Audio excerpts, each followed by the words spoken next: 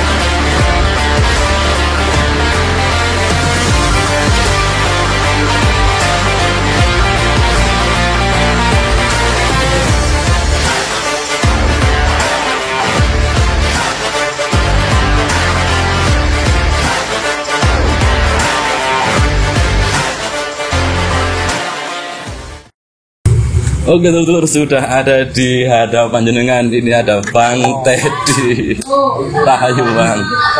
Yo, nggak panjang lebar yo. Kita itu sudah kangen banget sama yang namanya. Ini adalah ya kayak gitu. Nggak bisa niru ya. Kalian aja saya niru, nggak usah ngomongin lagi ini langsung. Ya ini adalah. Ayo Bang langsung aja. Nggak panjang lebar. Ini tolong diterangkan Bang. Jenis pusaka apa sebenarnya yang ketiga ini?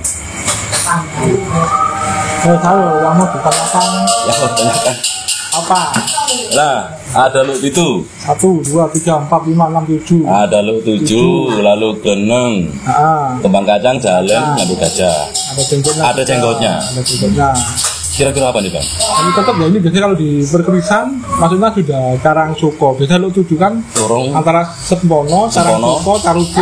Oke ya. Ini lebih ke Karang Soko. Lebih ke Karang Soko.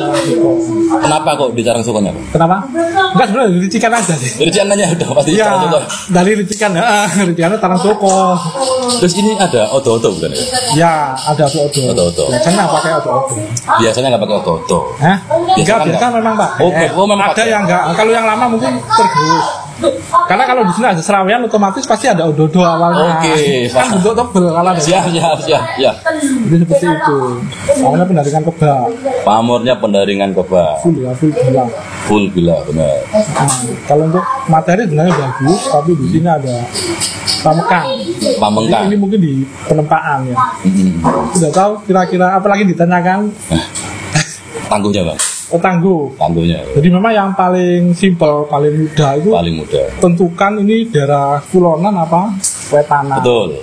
Kulonan paling yang tua cuma adalah 2 yang umum Pajajaran sama Segalo.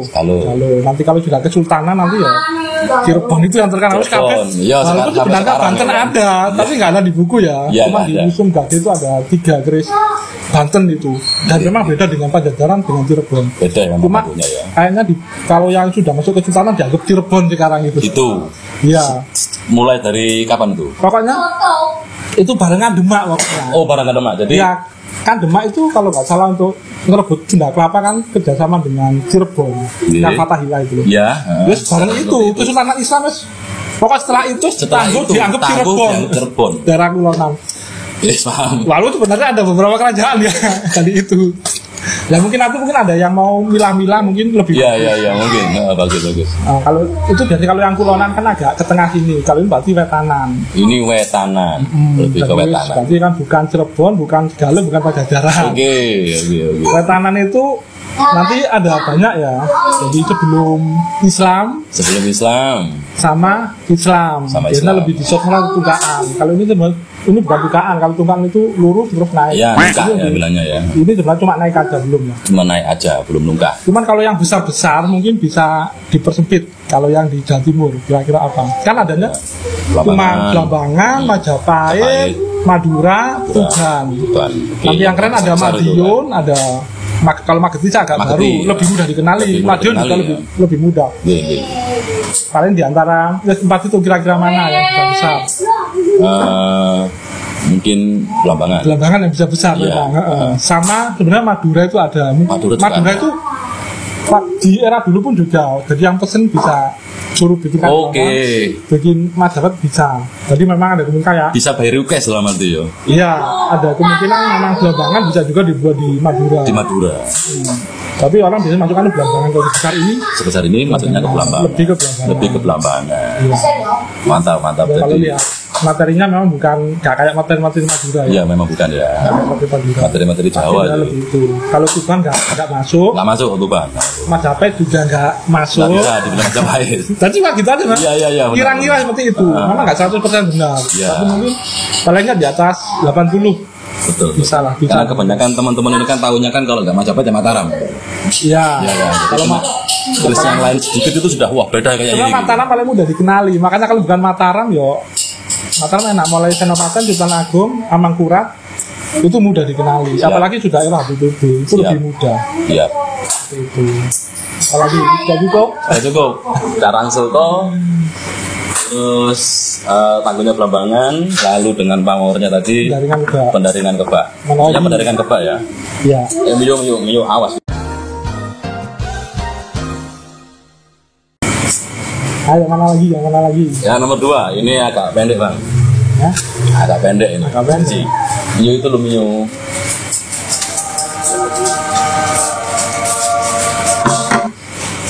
Nah sebenarnya kalau kayak gini ini sama ya, pasti daerah wetan ya, agak maju. Daerah wetan, benar. Nusantara, Majapahit, Belambangan, Madura, Tuban. Ayo kalau ukuran segini, gonjol sebitron, datar, sebenarnya sudah bisa ditebak. Apa bang? Sebenarnya Majapahit ya. Bukan. Tapi kalau lihat ininya, ayo kira-kira apa? Gandeknya ini. Ya, gandeknya Majapahit nggak gini, nggak pendek gini. Iya. Ayo kira-kira apa? Itu enggak. Sebenarnya untuk sebitron ini yang pakai ini kan Majapahit sama Tuban. Majapahit sama Tuban. Cuma biasanya banyak. Cuma materi, materi sebenarnya khas materinya. Nah, yang itu perlu belajar gitu loh. Yang punya materi ini sebenarnya tahu nggak aslinya? Nggak tahu. Loh ini materi Madura era Mojopahit. Madura era Mojopahit. Madura zaman Mojopahit. Oke. Sama kayak zaman Mukoso. Berarti ini Madura di era kejayaannya Majapahit. Sejaman Mojopahit. Kalau ukuran itu kan ikut Mojopahit itu. Kalau ukurannya memang ukurannya Majapahit. Iya. Materi dari Madura ya ini. Tapi kalau ini gandengnya jelas bukan. Tapi zamannya Mojopahit. Jadi kadang-kadang satu kan ada beberapa ciri. Iya betul. Cuman orang nanggung Majapahit nggak masalah ya. Memang itu dibuat di zaman itu. Betul. Oke. Jadi bilang tanggung Majapahit pun nggak masalah. Iya. Karena di zamannya itu. Tapi lebih spesifik lagi kalau materi yang ini sebenarnya materi di Madura. Bisa harus dewe ya barangnya ya.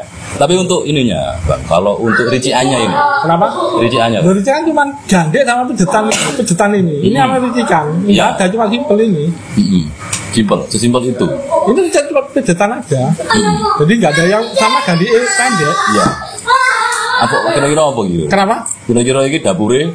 Loh, kalau ini brojol. Kalau ini brojol, nggak ada titik alisnya brojol. Ada ya. Karena kan ada yang namanya pulang geni hampir sama. Sebenarnya pulang geni kalau yang di buku lama itu yang 5 ya. Tapi nanti di buku yang agak itu ada pulang geni lurus. Lurus ya. Tapi nanti yang pulang geni lurus nanti kan sebenarnya kayak tilang UP. Cuma di sini kan ada ricikan istilah pandan 2. Oh ya. Kayak geneng ya, itu. Kayak geneng. Itu kalau yang di buku yang agak baru-baru paling enggak di era HBPB lah ke belakang. Kalau yang lama mungkin kita nggak nemu. Cuma mungkin ini berhubungan dengan sebuah pusaka yang ada di Jogja. Kanjeng Kiai Pulang Geni. Tahu dapurnya apa? Kanjeng Kiai Pulang Geni. Enggak tahu. Itu dapurnya tilam upi. Oke. Tapi itu terkenalnya orang Pulang Geni. Makanya kadang-kadang mirip tilam upi ada nyebut Pulang Geni. Bahkan dulu saya di awal-awal belajar dari pedagang tilam upi atau yang mirip atau kadang brodol dibilang Pulang Geni. Karena memang kalau di Jogja yang dicuci yang namanya Kanjeng Kiai Pulang Geni itu lurus. Nggak mau tilam upik. Tapi kalau di buku daun nanti nemukan tulangnya yang 5. 5 pasti. Tapi memang ada yang baru-baru ada yang lurus memang. Memang ada yang lurus. Tapi agak yang literatur agak baru. Iya, itu kayaknya lebih kecil-kecil gitu. Iya. Iya, benar ya. Iya. Hampir sama kayak sujen ampel mungkin. Kenapa? Kalau sujen ampel itu bilahnya agak gilik Mas, tebel. Kenapa disebut sujen ampel? Ya memang kayak sujen bilahnya itu tebel. Kalau keterangannya itu kayak ada kayak bunter, tebel atau tebel pokoknya. Melimpo. Gilik. Nang limpo kan itu cuman yo kok ngadal meteng tapi lebih lemu, lebih gemuk. Nang limpo itu kayak gini gitu. Bisa dibayangkan, bisa. Nama sujen ampel. Sujen ampel di situ. Oke. Cuma bilahnya harus kayak sujen gitu. Siap. Untuk rinciannya ada kembang kacangnya atau enggak polos juga? Kenapa? Kalau sujen ampel ada kembang kacang atau polos? Polos ingat. Pokoknya cirinya cuma itu aja. Di atasnya itu aja. Iya, polos ingat tuh. Polos ya. Anu sederhana kok. Sederhana.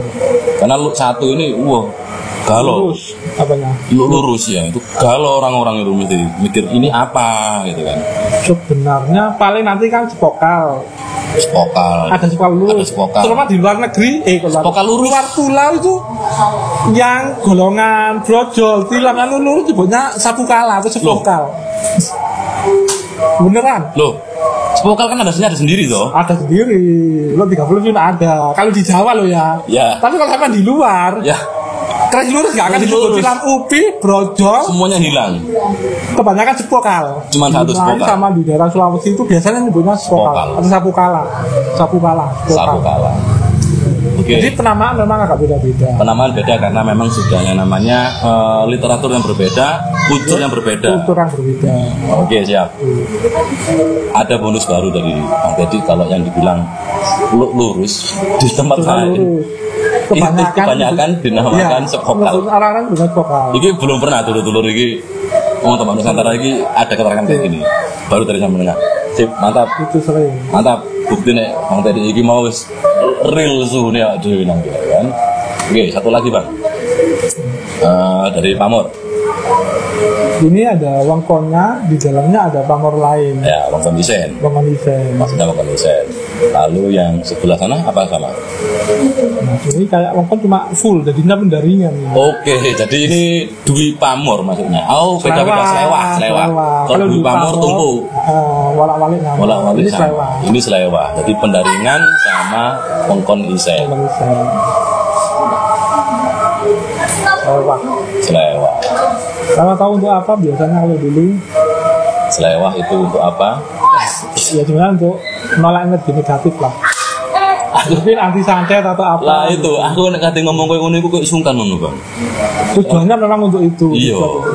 Cuman kadang-kadang orang itu mikirnya berarti ini hal mistis gitu. Bukan, itu kan harapan. Betul. Doa, harapan. Nah, kayak kita bikin HP tujuannya untuk apa? Bikin TV tujuannya untuk apa? Betul. Bikin keris ini tujuannya untuk apa? Sebenarnya untuk itu aja. Jadi sesuatu yang dibilang penolak hal negatif seperti santet dan lain-lain itu bukan hal mistisnya, melainkan harapan untuk menolak hal mistis yang negatif tadi. Iya, ini energi negatif lah, ya bukan hanya santet sebenarnya. Iya, energi negatif sifatnya yang melelahkan, bikin marah-marah dan lain-lain. Selewah itu guna untuk itu. Selewah. Salah satunya. Oh, berarti masih banyak lagi. Itu termasuknya filosofi atau apa bilang? Sebenarnya itu filosofi atau doa harapan ya. Karena memang kalau dalam keris, makanya terkenal kan kalau dalam perkerisan itu dari turunan Empu di Mangkunegaran yang Islam mesti diwadak dapur Mengku Karep pamor wis ngarani. Jadi orang bikin apa?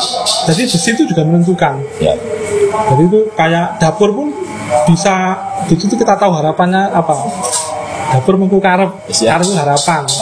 Kayak brojol loh, biar lancar memegang apa, kalau dalam UP biar tentrem gitu. Pamor ngarani, jadi dalam sebuah pamor kita bisa tahu apa yang tidak dipandatkan untuk apa kayak gitu. Dari pamor. Jadi dari pamor sudah jadi, tahu. Sebenarnya ada 3 sisi esoteris itu. Sisi esoterisnya itu ada. Jadi mesinnya, dapurnya sama pamor. Pamornya, Jadi sisi dapur, pamor dan besi. Mesin karena mesin bukan besi ferrum zaman sekarang. Zaman dulu itu ya, besi yang campuran apa gitu. Makanya ada besi Karangtijang, Mangangkang, Pulau Sani, Walule, Ambal, Kamboja. Betul. Ada 30 lebih. Biasanya orang dengar kan Pulau Sani itu kan. Jadi seperti itu. Mantap. Jadi seperti itu. Satu lagi Bang, pusaka yang mau aku tanyain. Yang ini.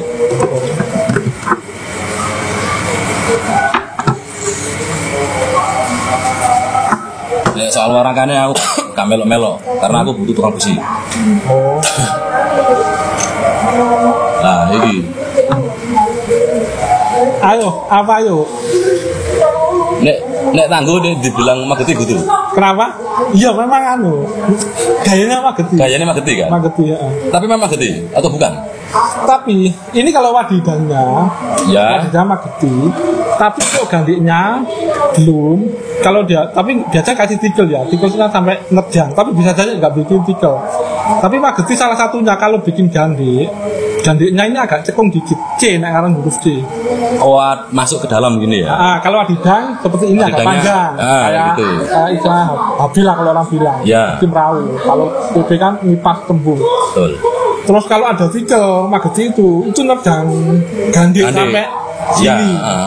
Terus gandiknya itu kayak C, jadi nggak datar lurus, agak cekung sedikit. Iya, cekung sedikit. Itu nanti katanya kalau di besi ujungnya ada sirah gendelo atau kepala capung. Orang ada betul korek. Oh, betul korek. Ya tahu, aku tahu betul korek. Oh. Itu, ini ada betul koreknya. Coba dibuka. Nah, coba dibuka. Ambil.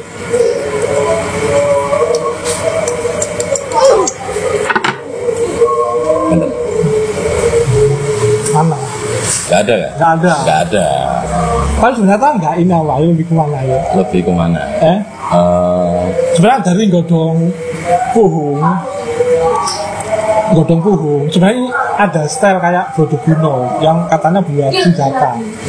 Tapi kalau masih lebih teliti sebenarnya agak lebih mudah ya, lebih ke pernah dengarnya di Nganjuk itu. Iya, aku tahu nih Ngadiboyo. Nah, itu Ngadiboyo. Ini Ngadiboyo maksudnya. Lebih ke Ngadiboyo. Karena ada dua pemikiran saya waktu itu tuh antara Mageti dan Ngadiboyo. Nah, kalau Mageti ini lebih tekuk. Nah, cuma ini memang itunya. Akhirnya aku masukkan ini waktu ada orang terakhir tanya tuh, saya bilang Ngadiboyo. Yang benar Ngadiboyo ya. Karena beberapa juga ada yang masih ngeyel itu Mageti. Kenapa? Masih ngeyel ini Mageti gitu. Jadi saya sebenarnya kalau dari gandiknya kan gandik polos belum. Nah itu loh. Jadi nggak bisa dicolong rician itu tadi dari tangguh itu. Ciri-cirinya itu kalau di Mageti sendiri itu ada cekungnya ke dalam. Kayak C, orang bilang C. Saya pernah bahas itu. Cekung ke dalam atau keluar gini? Ke dalam. Ya, ke dalam gini. Jadi kayak C itu, Mas. Iya. Pernah kok dulu sama biasa lah ya, Empu Mageti sana, Empu Muda, Mas Bayu Pamungkas. Pernah. Beliau punya contohnya langsung. Singles Mageti. Jadi ada semua cirinya. Kolon terus wadidannya agak panjang. Ada tiga lalisan, tugasnya ada sirah gendelonya. Yang orang bilang pentol korek. Ya. Karena saya juga pernah review di Mageti itu memang ada pentol koreknya di sini. Nama tandanya mereka. Terus kayak walus gitu. Jadi kayak halus gitu, hampir sama kayak gini cuman. Makanya ada yang bilang besinya kayak besi apa, besi rantai, besi apa gitu. Ya halus banget. Terus kalau untuk tangguh apa namanya ini dapurnya ini kan nyorok banget. Kenapa? Tondong lelenya ini. Ya tapi kalau ini kan sudah kelihatan pakai odo-odo. Kalau pakai odo-odo sebenarnya sudah masuk keluarga jalak ya sebenarnya. Jalak. Ya. Jadi kalau tambah jangan apa-apa kalau zaman dulu ya cuma jalak gitu toh. Jalak aja ya. Iya. Nggak pakai dinding ini itu nggak ada. Memang ada dapur jalak aja itu. Iya, dapur jalak aja. Iya, saya percaya itu karena pernah punya saya. Nah, dapur kabudan ada cuma jalak kabudan. Karena dibuat itu yang dibuat zaman kabudan. Kayak betul tapi jalak sudah ada odo-odo. Sudah ada odo-odonya. Jadi bedanya kayak tilam brojol itu bilangnya nggak pakai odo-odo. Ganti polos lurus nggak pakai odo-odo. Itu masuk golongan tilam brojol tilam. Cuman bedakan ada tapi kalau ganti polos sudah pakai odo-odo biasa dimasukkan keluarga jalak.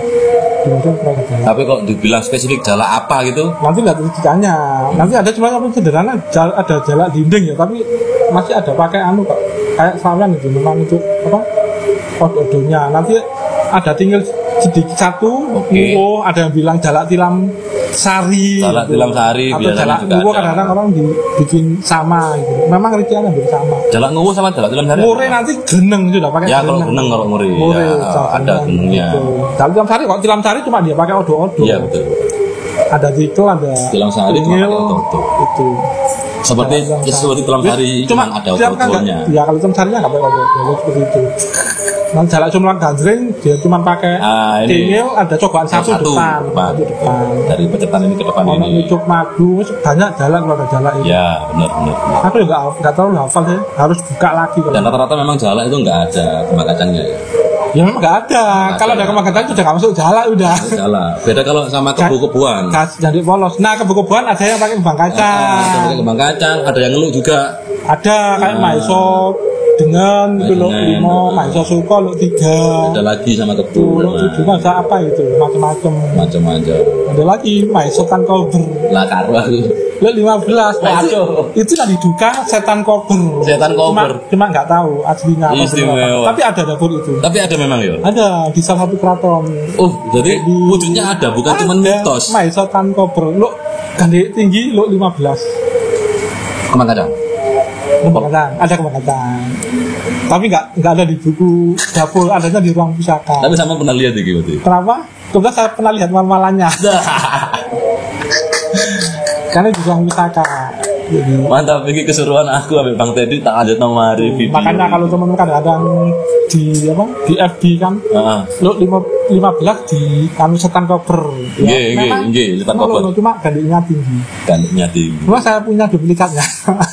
Waktu barunya bikin barunya. Lah sih. Itu ada di rumah sampean? Ada, tapi nggak tak keluarkan. Aku pesen baru. 15 gandeng tinggi. Tapi nggak dikeluarkan memang gitu. Entah, kan memang itu kalau sekarang sebenarnya nggak apa-apa. Cuma itu kan dulu termasuk dapur yang harus disimpan. Kayak apa nago silumannya Pangeran Diponegoro. Karena itu kalau di duplikat dipakai mengumpulkan massa buat berontak. Kalau di zaman dulu pertimbangannya itu. Kenapa Raden Saleh yang tahu pun nggak buka. Orang dia kan cek gitu. Wah ini loh, ternyata harus cuma di aku. Apalagi setan kober itu miliknya Aryo Penangsang. Dia kan yang ngalahkan Sunan Prawoto. Prawoto. Caranya kayak gitu ya. Jadi ibaratnya ya wis Demak itu cuma bertahan setahun wis kalah sama Aryo Penangsang. Makanya termasuk pusaka yang spesial lah, Raja Jipang Panolan. Betul. Makanya nggak boleh sembarang dipegang orang. Ya sebenarnya disembunyikan mungkin itu, biar nggak dipakai begitu. Istimewa. Jadi ada beberapa dapur yang memang harus disembunyikan.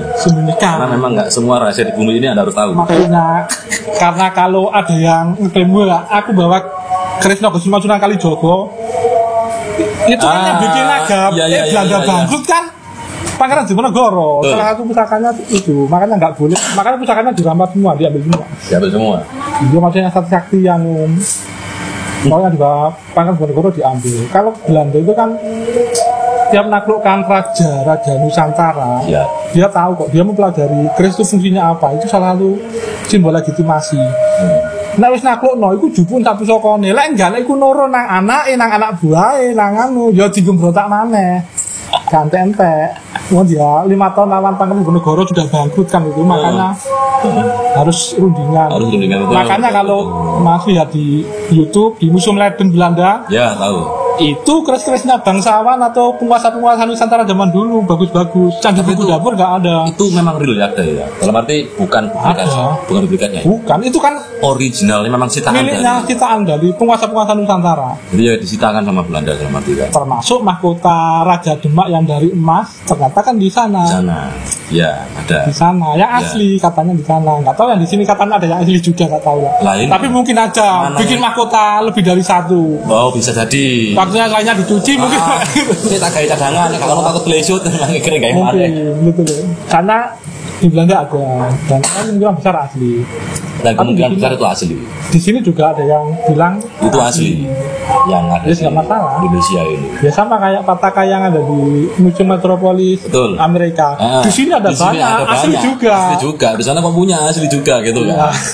Paham. Jadi dulu bikin banyak atau gimana nggak tahu. Tapi memang di zaman penjajahan itu ada yang namanya penjarahan sih di sejarah. Tapi memang kalau untuk pusaka memang harus diambil. Kalau kamu naklukkan seorang raja, harus diambil. Namanya itu gampang, itu menurunkan power. Iya kan? Itu salah satunya. Betul. Simbolnya itu harus diambil. Betul. Jadi itu makanya di sana bagus-bagus. istimewa itu seneng. Iya. Iku ya apa nek dijaluk oleh apa gak kira-kira? Harusnya oleh, tapi mereka kembalikan dikit kan sama itu satu persatu, tapi nggak tahu yang bagus dikembalikan apa enggak. Tapi memang boleh diminta sebenarnya, karena itu milik kita kan. Kalau yang di apa kata-kata itu yang di Amerika kan Pak Karno pernah, cuman nggak bisa. Tapi Pak Karno tahu kok, karena jawabannya kalau nggak salah ada yang bilang emang Indonesia bisa merawat lebih baik dari kami. Tapi saat itu kan memang baru merdeka, terlalu resiko kalau dibawa ke terlalu beresiko banget Indonesia. Karena banyak juga ini ada di Indonesia ini yang ditemukan kepalanya udah hilang. Iya. Itu ulah-ulah orang kayak gini ini harusnya dikurangi. Jadi dulur-dulur yang terinspirasi sama orang yang menghilangkan kepala, hendaknya terinspirasi orang-orang yang menyambung kepala harusnya ya. Ya kayak gitu ya. Jadi belajar tetap nang kene ae nang Nusantara ono bangkai di ulah yang nang kene. Terus sama budaya kemudian Nabi bangsa Rahayu. Assalamualaikum warahmatullahi wabarakatuh.